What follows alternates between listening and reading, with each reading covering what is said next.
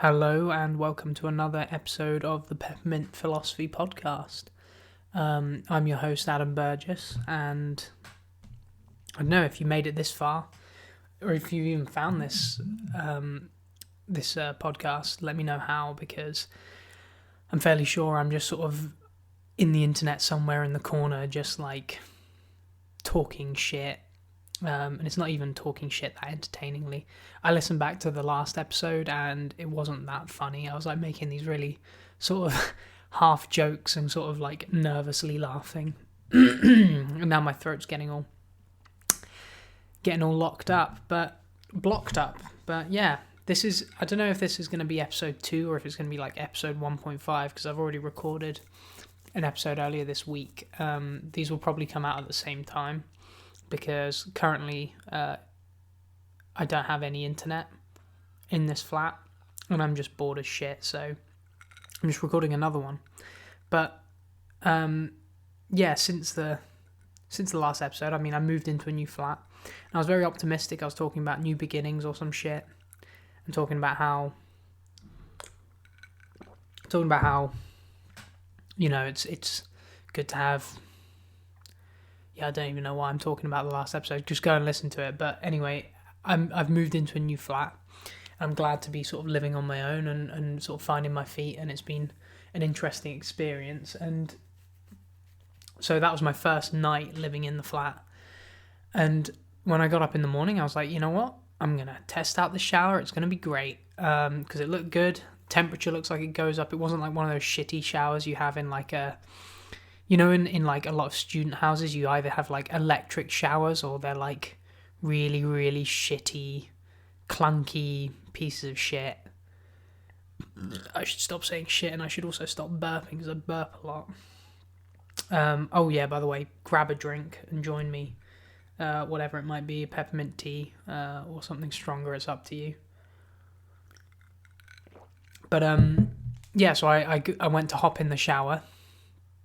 And it's good temperature control, good water pressure. I was very happy, but I noticed that there was a massive puddle forming at my feet, and I was just a bit like, that's weird, it's not draining that well. So, you know, I finished up, went and checked. Everything was clean, seemingly. It was a little bit like, this is bizarre. So I had a toilet plunger, gave a little plunge, and it just started coughing up this fucking, ichor, I guess. That's the only way to describe it. I was just like, oh my god, this is gross. I mean, who knows what the fuck it was. Hair and sludge and all sorts of shit was getting churned up, and I was just looking at it like, this is absolutely fucking disgusting. And it just kept on going, and then when I turned on the taps around the house, it was just chugging up more shit through there, and I was a bit like, okay, this is a serious problem. And you know, there are two things you can do, I guess, in that situation. You can either kind of, you know, we all know people who just see mess, they see something disgusting, and they just sort of run for the hills. I feel like I'm very much of the opinion with these things, of things that are disgusting, you know, shit, piss, puke, you know, shit that are getting churned up. Oh, I didn't even mention that there were little tiny maggots in there as well. They were dead, but yeah, it was pretty grim. I bleached the shit out of it and it didn't really do anything. But anyway, that's a side note. But yeah, you know, you've got these people who just see any mess, they're like, run for the hills, don't do anything about it. They'll call in someone to deal with it for them. And I feel like a lot of the time we have... I mean, I don't know if it's call it a problem, but it's like, I guess it's more of like, because we've kind of gotten used to this sort of idea of just having problems solved for us, especially when we think they're sort of menial, disgusting tasks. It's very easy for us to just sort of set it aside, ignore it, and leave it to someone else to deal with. And I know that from living with other people whilst I was a student and other stuff like that. You know, sharing a bathroom with other people is a real pain in the ass, because, I mean, what I suspect ended up happening in this shower was the guy who was living here before me found that hair was getting caught up in the drain catcher, you know, how it's supposed to be, and instead of being a normal human being and throwing away the hair, giving it a rinse, you know, getting your hands a bit dirty, but, you know, you have to do it in order to keep the drains fucking clear. I think instead of doing that, he probably took it out and just sort of let the water drain, which is one of these short fixes, and it's like one of those things that I feel like so many of us do. We paste something over instead of facing the uncomfortable truth or the uncomfortable solution that we have to, you know, face. We kind of cower away from it almost, and it's one of these small things. So like one of the major tenets of Stoicism is courage, and I think courage is one of the most important aspects of, you know, living. In order to be a functional human being and a good human being, you need to kind of be courageous. And that doesn't necessarily mean, you know, running into battle and facing the enemy and, you know, being willing to die for queen and country or whatever. That can be, you know, everyday courage is required. It's sucking it up, doing something which you don't want to do necessarily, but have to do, like cleaning your drain catcher. That could be getting up early because you need to go to work and get money. It could be, you know, asking out a girl or a boy, you know, whatever you are. But, you know, asking someone out who you like, you know, going outside your comfort zone. That's daily courage. It's a little battle that you can win. And it's understandable why a lot of people recoil and they don't want to clean it. They kind of want to set it aside. Because it's, you know, it's tough to face that sometimes, and it's easier to be in a position where you're just sort of in a zone of comfort. I think your brain is naturally sort of wants to maintain, like your body, like, so there's a thing in biology called homeostasis, and it's about sort of the maintenance of body temperature, body fluids, and it's all these different feedback mechanisms to keep you in this comfort zone. And there are sort of, I don't think it's technically homeostasis, but there are things like with your body where when you reach a certain weight for a long period of time, your body tries to maintain that weight. It changes the metabolism in order to maintain it. That's why you can have people lose tons of weight really quickly and then rocket back up again because they haven't been able to maintain it. They've lost all that weight and then they've just, you know, taken their foot off the gas, eaten shit, and then gained all that weight again. And that's a really big thing because it's like very important to maintain that weight in order to become, you know, in order to change that homeostatic, you know, comfort zone for your body, so your body knows to maintain that body weight. Anyway, that's a total nerdy sidetrack. I'm a biologist, by the way, so there'll probably be loads of those. But in some ways, your brain is trying to maintain a homeostasis, right? You're maintaining that comfort zone, that behavioral comfort zone, which is like, I don't want to deal with these things which will put me in discomfort because there's a risk that it's going to go wrong. And, you know, that's true, of course. Every risk you take, there is the potential for it to go wrong. But you can either view that as being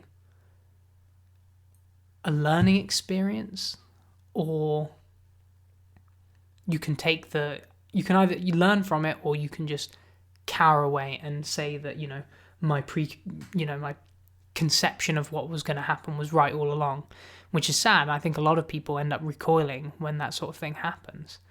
But at the end of the day, when you take the risk and it works out, you've changed your whole world, and things get better. And it's worth taking those risks and being courageous. Anyway, I feel like I've made like a million different points in the last like 4 minutes and nothing's really tied together. But going back to the whole like cleaning analogy and how I think a lot of people avoid getting their hands dirty. They recoil at things that are disgusting. You recoiling at seeing black sludge pouring out of your shower drain isn't going to do anything to stop that from happening. You running away from that problem, being sick, and doing stuff like that, now that's not going to actually make the drain clear up. It's not going to help you get out of that shit situation. And And so, sometimes you just got to get your hands in. You got to dig around. You got to clear it up. You got to go out to the shops and look for a product, get something that's going to be really, really, clear out some fucking shit from there. Dissolve everything except the pipes,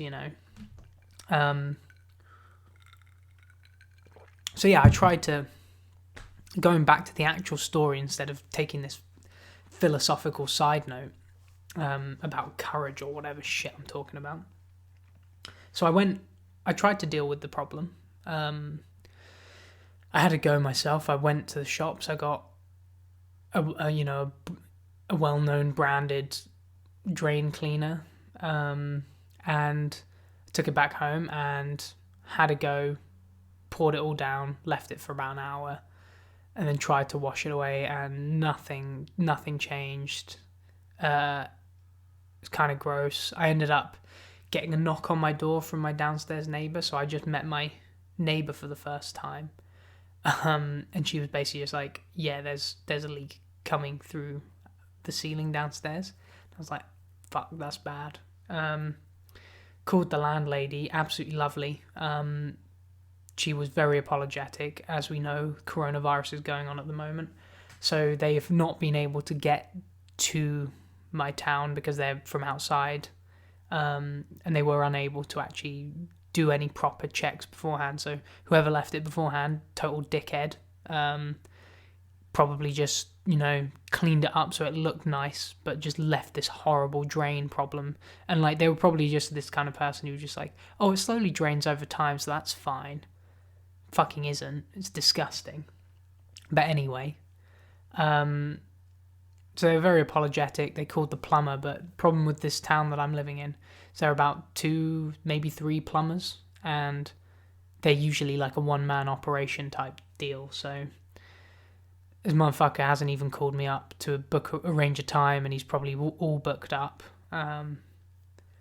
So yeah, I ended up today, the whole of today, I was pretty much like, well, I've got this problem lingering. I have to wait around, try and sort it out, or wait for someone to sort it out. And I've been waiting for 2 days, basically. No word. It's a bit annoying. Like, I was fortunate. I still had the key for my old flat, so I was able to shower there last night.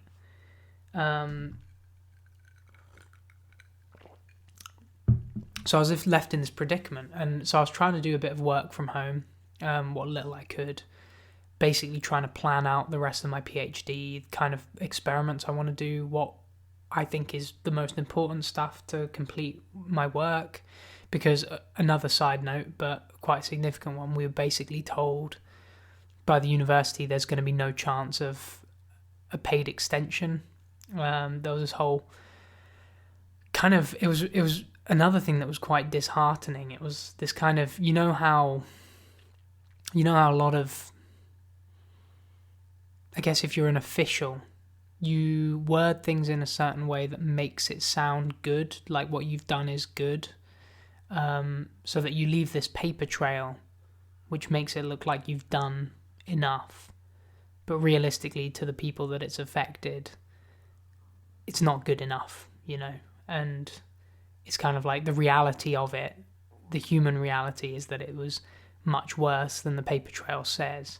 But it was very much one of these responses like, the university has decided to take this alternative route to allow students in earlier this month and to do some limited work when approved, and neglecting the fact that there were 3 months before that where we were literally just left there doing nothing. But we could have supervisory meetings. Now, sure, okay, it might be okay for certain PhD students, but if you're in the lab and you're basically driven by lab work, or worse yet, you need to go out into the field to do sampling, that's no good, because you basically just lost a huge chunk of time. And having no paid extension is a real kick in the balls, because it's a whole... I mean, basically, we weren't furloughed, we just burnt time. But yeah, maybe I'll talk about the problems with academia and how the sort of vile underbelly of it in another podcast. but I'm getting off track. This is the problem. I need to reel myself in and keep on track, I think. So I'm going to try and do that now. So yeah, I was sort of sat around doing a little bit of work, planning stuff out, coming up with ideas of what I wanted to do, the minimum stuff I want to achieve in the next sort of year and a half, 2 years, 2.5 years, that sort of thing. And I received kind of like a shitty message from one of my colleagues, basically where it was total miscommunication, and they'd kind of, and I don't blame them at all, really. It was kind of a misread of something I'd sent a month ago. Basically, there was an assumption that I was going to pick up a certain responsibility, but that wasn't my intention with what I'd said. I'd said I'll do that responsibility for this week because that was the week I'd been confirmed to be allowed back into the lab to do work. And it was taken out of it was taken the wrong way, but at no point was I included in these conversations. So essentially a group of others got a bit annoyed at me. And so it threw me out of whack a little bit because, and I feel like it's one of those things, like, especially if you're someone who's trying to build their own personal philosophy or trying to come up with, following a philosophy or outline, using Stoicism. I think Stoicism is a perfect example, right? So Marcus Aurelius's Meditations, it's essentially the musings of a man. Well, not musing, sorry. It's him reflecting on things that he's thinking about. Chances are, if you journal or something, you're reflecting on things that happened in your day. Much like that, I imagine Marcus Aurelius was inspired by events that were happening, and part of the journaling process for everyone, and probably for Marcus Aurelius, was him trying to understand his human emotions, the things that had troubled him throughout the day, his frustrations. Because at the end of the day, as much as Stoicism gets that sort of, it's a very sort of caricatured as being Vulcans from Star Trek. I think I made the same comment in the last episode. Yes, I'm a nerd. I love Star Trek. But you get that idea that it's all about, these people don't feel their emotions or whatever. And it's quite the opposite. It's acknowledging that you feel these emotions and trying to wrangle with them. Right, and that's what the journaling process is. That's what it's self-reflection. The meditations that you're doing, essentially, is to try and wrangle with these emotions. That's kind of what I'm trying to do with this podcast a little bit, is that I had this wrestling match. I was sat there like, I'm quite annoyed, and I feel like I've been, essentially, I felt like I'd been sort of hard done by. That there was, I feel like I was sort of thrown under the bus. For some reason, people assumed that I was going to do something that I never said I was going to do. But really, it was a misinterpretation. It was an accident. And I vented. I messaged loads of friends, a group of friends. I have this bad habit, I think. When I'm very frustrated, I go to whoever I see on my friends list of, and message them and just be like, oh, this shit's happened. I've got a few go-to people, but I'm just like, this happened. I'm really angry, and just sort of vent my anger to them, which in some ways is good because at least it's contained, but I kind of want to do it less. I'd like to try and find a way to vent it to myself almost. And so after I'd done that, I was still frustrated. I felt kind of, at that point, when you're sort of thrown out of whack and you kind of can't concentrate on anything else. I tried to do a bit of work. Nothing was happening. I tried to play guitar. Couldn't really get into the mood. I was like strumming away and I was like, fuck, this thing is just grinding away at me. I was just a bit annoyed. I felt a bit useless because I felt like maybe I made a mistake. All of that sort of stuff. So I just sort of stopped realised nothing was going to happen. And it's in these moments, I think, when it's very easy in times of peace. There's this whole thing of like, in times of peace, it's very easy to talk about, how, peace in our times, good stuff happening, whatever it might be. It's very easy when you have peacetime to forget the ills that can happen and the struggles and the worst parts of life. And then suddenly you're hit with these things which throw you out of whack and you don't really know how to handle them. And I think those are the moments that test us the most. They test our personal philosophy the best. And they're important moments because they're moments that basically determine if our philosophy works or not. I heard it on a podcast actually. There's talking about this story. I think it's Taoist story, or it's some sort of Eastern story anyway. I might try and find out what it was, but it was essentially the discussions between a monk in meditation, a monk and a samurai. Samurai? I said that weirdly, sorry, samurai. And essentially it was the discussion of, in the story they're discussing the merits of Buddhism or Taoism, whatever it was, and the meditation aspects, and how, I'm probably butchering this anyway, so if somehow someone's listening to this and they know what I'm talking about and they can correct me, we'll try and find a way for you to be able to do that. But essentially in this dialogue between these two, the warrior and the monk, essentially there was this discussion of, well, the monk has gone off to a place, a sanctuary, where they're shielded almost from the outside world. And it's not to say that being a monk is it's not difficult or without trial, but you're in this place, you're isolated, you don't have to face the struggles of the real world, in quotation marks. And so in that case, you can concentrate, you can take the time, you can focus on yourself or whatever. It's very easy to do that in times when you're peaceful and shielded. But the samurai, on the other hand, has to maintain that sensibility, maintain that mindfulness, that control over themselves, whilst in the middle of battle. And it's that idea of when you're a warrior facing the struggles of life and in the battlefield or whatever it might be, and when you can then maintain your zen, I guess would be the term, that is in some ways a much more difficult thing to do. And I think it rings true because we can come up with these ideas. It's very easy for us to express these ideas that we have on how we should live our lives and whatnot when we are in comfortable positions where we're happy, where there aren't really that many external pressures on us. But as soon as we then get thrown out of whack and we're struggling, and we might be struggling to find well, in fact, actually, to be fair, trying to find this flat was a struggle for me. It was very last minute.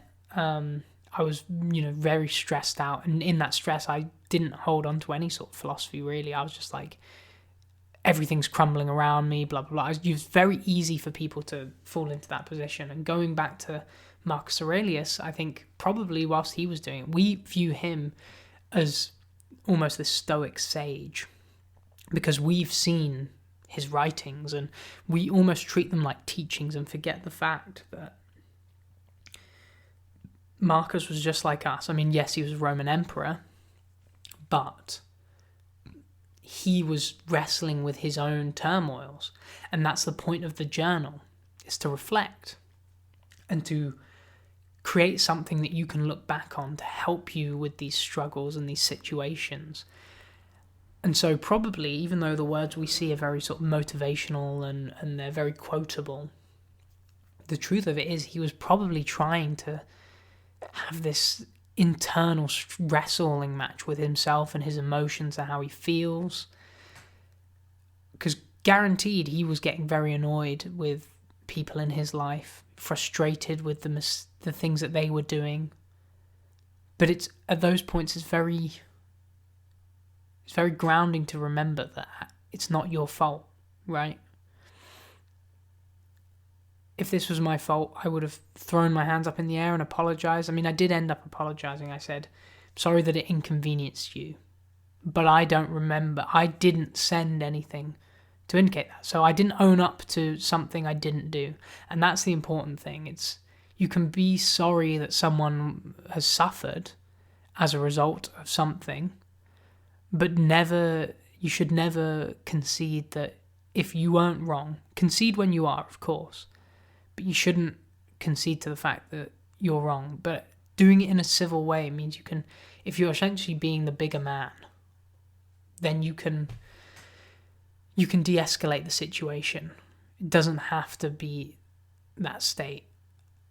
And going back to what I was originally talking about before I went on this fucking tangent, I meditated, and I haven't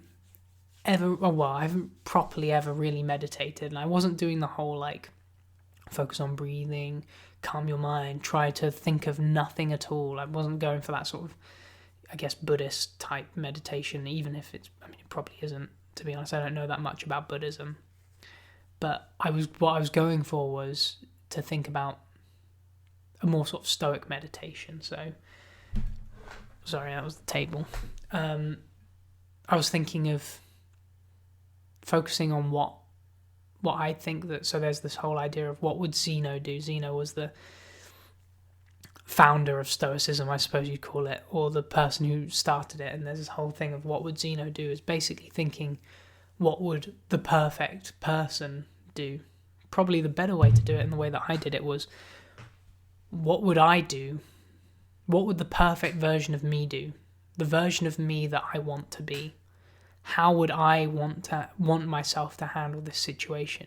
You almost take yourself out of the situation, and you're saying, if I was watching this as a movie, how would I want this person to react to de-escalate the situation, to make their life better? And so I focused on that. I asked myself that question. I was looking at essentially, how can you resolve this the best way you can? How can you try and end this sort of cycle of frustration and not bite back with anger, to be like as tempting and as much as you want to de-escalate the situation? So I thought about that. I thought about another thing which I've heard is worth doing, is sort of zooming out and realizing that actually your problems, you feel bad because you're living this problem. But if you were to zoom out, further into the country, into the world, into the solar system, your problem is infinitesimally small when it comes to nature and the world around you. And more importantly for me, was thinking that my situation, yes, it's miserable. Like, I feel miserable from it. I felt hard done by. I felt, angry. But it was important for me to remember that actually there are so many people in the world at the moment who are struggling, who are dying, from this whole coronavirus, from other diseases which are neglected, which people don't care about because we don't hear about them, because we don't have to live with them. Seeing, I think so, part of my family's from Bangladesh, and so I've been there a couple of times, and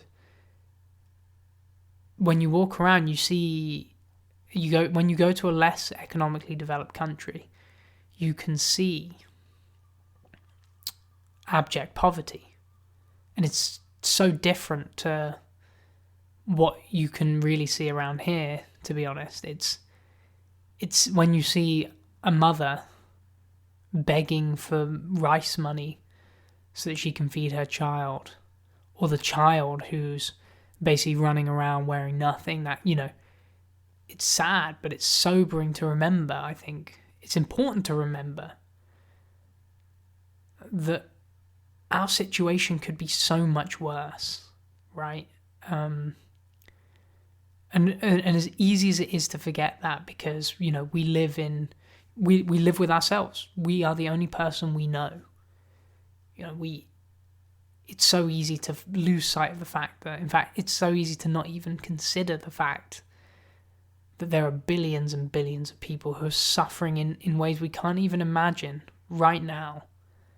And I feel like that was what I was focusing on in my meditation. It wasn't very pleasant and calming and zen, but I think it was important because it was a moment of reflection, it was only 5 minutes.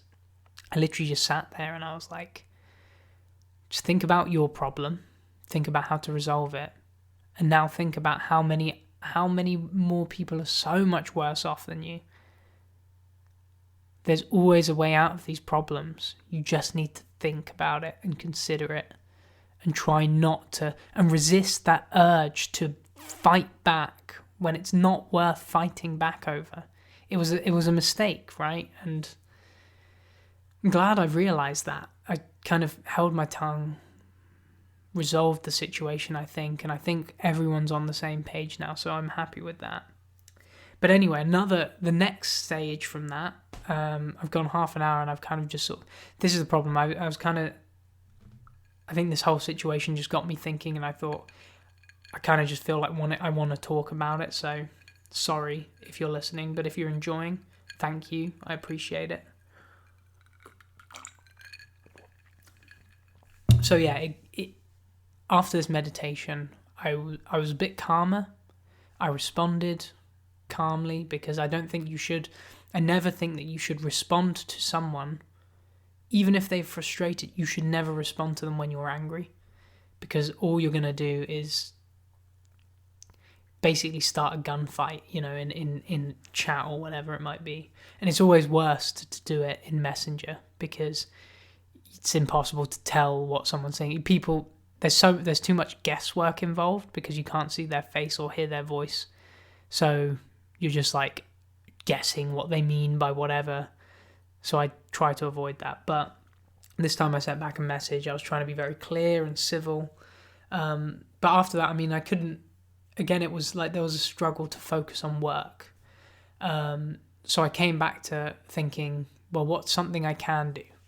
Because the worst thing to do is just to be like, well, I've sorted that out, but I don't feel like doing this big project or thing that I'm doing, so I'm just going to sit and do nothing. And so then I came back to this idea of, the plumbing issue that I have, right? And I was thinking, this plumber isn't going to come today. It was clear at this point. It was like 1 p.m. or whatever. He was never going to call up. He was going to finish work at 4 or whatever, 4 or 5, so there's no chance that he was going to make it today. I was thinking, you know what, I can't go another few days without a shower. So I was thinking, well, how can I resolve it? And I'd fortunately been chatting with a friend earlier, and they were saying that they had a similar problem, and that they got this super strong drain cleaner from Tesco. Don't know if I can say that, but fuck it. But they got it from, a supermarket. Get them? And so they recommended this sort of brand, I guess, and it was not the big named brand one that I'd used before, which didn't work. So I was a bit like, I did a little bit of research on my phone, because that's the only thing that has internet at the moment. Had a little look at the product and what it's used. It said that it dissolves hair and slime or sludge, one or the other. Brilliant wording. I was like, you know what? This is something I can do. I can try something to see if I can fix a different problem, a smaller problem, but it's still a major problem. Fix that. Achieve something today that can mean that my house is more comfortable to live in. So I went out, did a bit of a normal shop, because I was, there were a few things that I needed. I needed a toaster as well. That was another thing I resolved. So I was ticking off these little, I guess I was setting myself mentally little tasks that I could do. And I feel like every time you complete a task, it makes you feel a bit better. even if it's just a small task, but it's something that improves your life a little bit. So I did that. I got a toaster, got some fruit, I got some, bits and bobs that I needed. And then I went to cleaning aisle. I got 3 bottles of this stuff because it's like 1 bottle for a major blockage. And then I was thinking I'll need another couple, or, I might need some more because I feel like if this clears that out, then I'll need it to clear all of the other drains just in case, because who knows what this fucking creature has jammed down the different drain holes. So I collected all of this stuff up, and I sprayed the whole bottle down the drain, and then I left it for fucking hours, like 4 or 5 hours. But after that, I felt a bit more content. I was like, I'm gonna leave that, hope that it clears everything out, and then I'm gonna go back. I called up some of my friends. We had a little chat. I talked because I feel like since it was a group of friends that I was telling about this problem. I called them up and we just had a nice long chat. It's always good. I feel like I think I said it in the last episode, but it's good to have people that you can call up and talk to about issues that you have. Just generally have a chat about meaningful things. It's good to have friends like that. That's most important. So I called them up. I explained the situation. We talked about it. One of my friends just had a job interview, so we talked about that as well. I think he did great. And we were just sort of decompressing and talking about these different things, and we had a chance to talk about sort of this little epiphany, I guess, call it epiphany or whatever, but this this kind of thing that I've been talking about here. I was like bouncing it off them and being like, these sorts of moments are the moments that test you, and you need to try and, it's no good having a philosophy if it only applies to when you're in times of tranquility, right? And so whilst talking to them and decompressing, I was able to do some work, and it wasn't maybe not the most, intense amount of work that I've ever done, but it contributed, it progressed my work further. I came up with a rough plan of the experiments I wanted to do, and I started going into a bit more detail. I'm going to continue that tomorrow. But it was nice to just sort of have that moment of reflection, to bounce it off with my friends, to then move on with it. And then the cherry on top, I went for a walk, a nice long walk, just to sort of get some fresh air, stretch my legs a little bit because I wasn't running today, as I just finished 330k in June, so shameless little flex there, but I decided, I'll go for a little walk, stretch my legs, and then when I came back, I blasted hot water down that drain. Lo and behold, it started draining. Now, who knows? I'm gonna still do all of the other drains and probably put a little bit more down there tonight because you can leave it overnight. That's what it says on the bottle anyway. Still a little bit like, well, if it was leaking a bit downstairs yesterday, we'll probably still need the plumber. But for now, at least, I know that my water's draining, so that's a good start. At least that's not a major problem. And it's one of those things. I feel like it's actually really, when you can solve a problem yourself, it's like, it makes you feel really manly, right? Because it's like, you get this idea, it's like, I guess for a lot of guys, feeling useless can be, or not being able to solve a problem can leave you feeling really useless. And you can end up getting into this situation where you're kind of like, maybe it shouldn't be this way, but you almost feel pathetic because you can't resolve a situation which you think should be quite easy to resolve. And so even being able to, taking the courage to go out and just fucking, I'm going to do this, I'm going to resolve these issues, I'm going to go and buy this super strong drain cleaner. I took that out and it did make me feel kind of like, I feel like I've been a man today, that kind of thing. And I mean, maybe you feel that's archaic, I don't really care. I mean, that's just how I felt, I felt like I'd solved a problem. I'd done something which had resolved an issue in my life, and it made me feel like a man.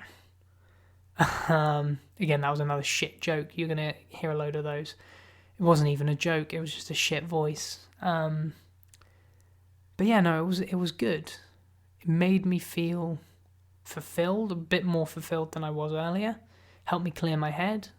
It got me onto the path to do some actual work as well. So that's it. You have a lot of roadblocks in the way, a lot of the time. But you can always get around them if you sort of focus. And in some ways it comes back to the sort of, I guess, the Taoist mentality. It's like, or well, Taoist, Stoic, Buddhist mentalities. There's always this sort of, I couldn't control how people viewed my message.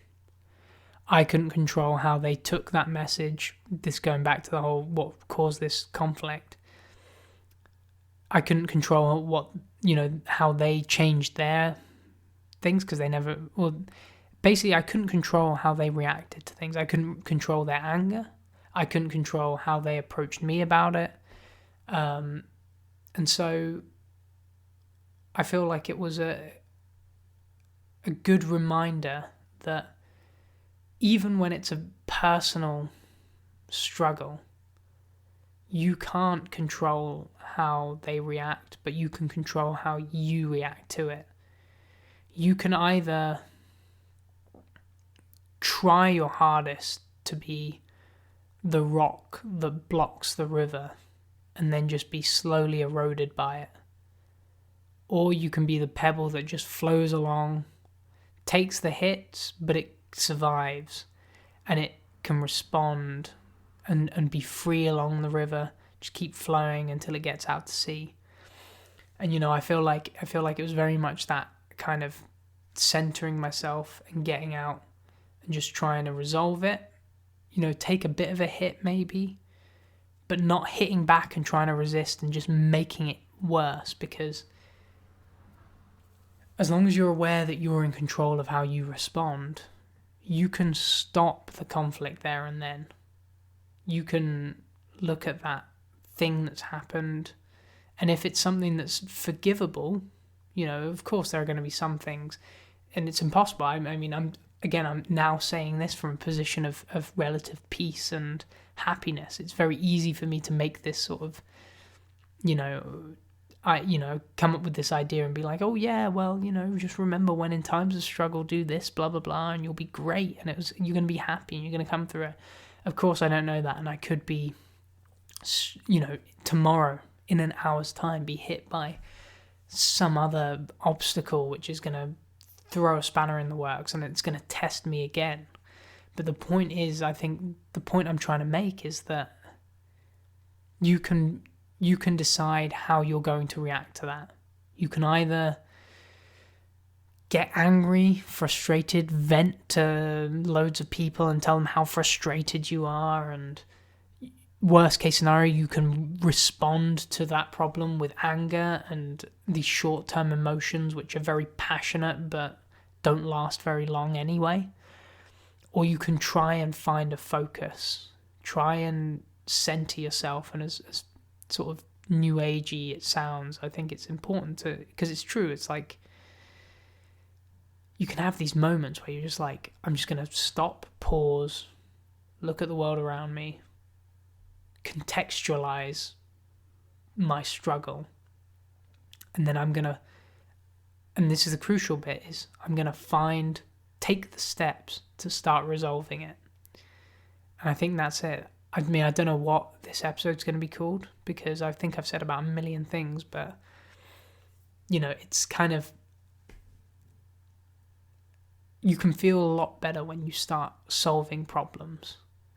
You can feel a lot better when you're not just knee-jerk reacting to everything.